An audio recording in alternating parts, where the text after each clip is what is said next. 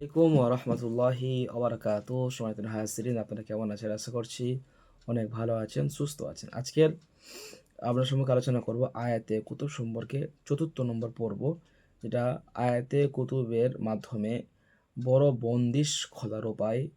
এটা আমরা ইনশাল্লাহ সম্পূর্ণ আকারে জানব।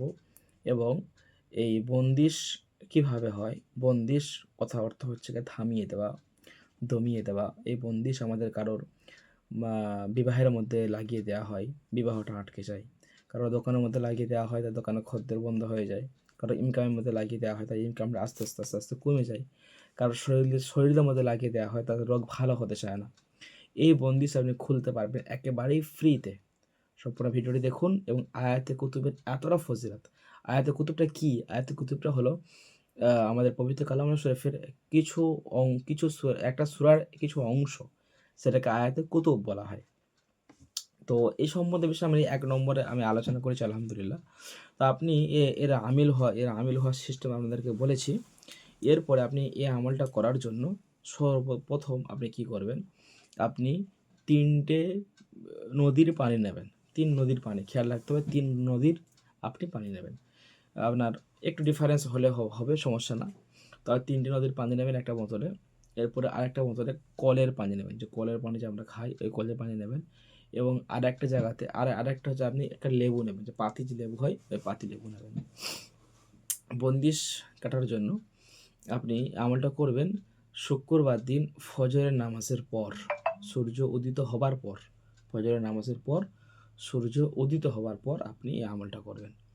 আপনি ভালোভাবে বসবেন, উজু অবস্থায় বসবেন, ইস্তেগফার পড়বেন ১১ বার, দরুদ শরীফ পড়বেন ১১ বার। ইস্তেগফার দরুদ শরীফ পড়ে আপনি ওই যে সরঞ্জামগুলো আপনার সামনে আপনি নিয়ে আসবেন। আপনার সামনে আপনি নিয়ে এসে আয়াতে কুতুব পড়বেন ৩১৩ বার। ঠিক আছে? আয়াতে কুতুব পড়বেন ৩১৩ বার।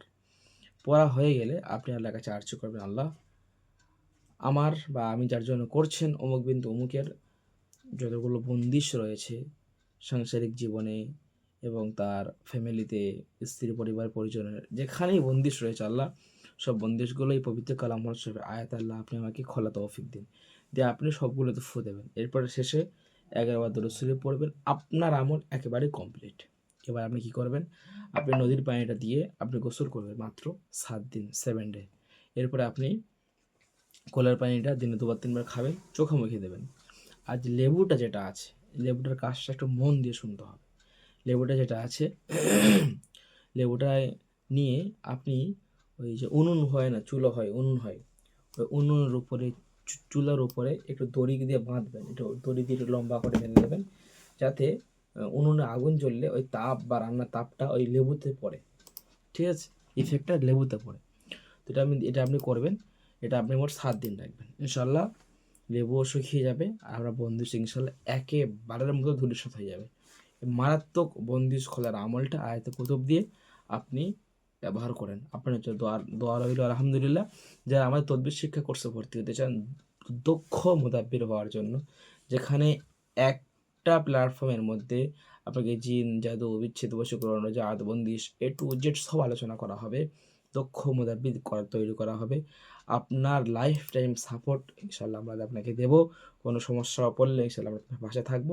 চাইলে আমাদের কোর্সে ভর্তি হতে পারেন। সকাল ভালো থাকেন। এবং পরবর্তী ভিডিও ৫ নম্বর ভিডিও ধামাকা দ্বারা আসবে ইনশাল্লাহ।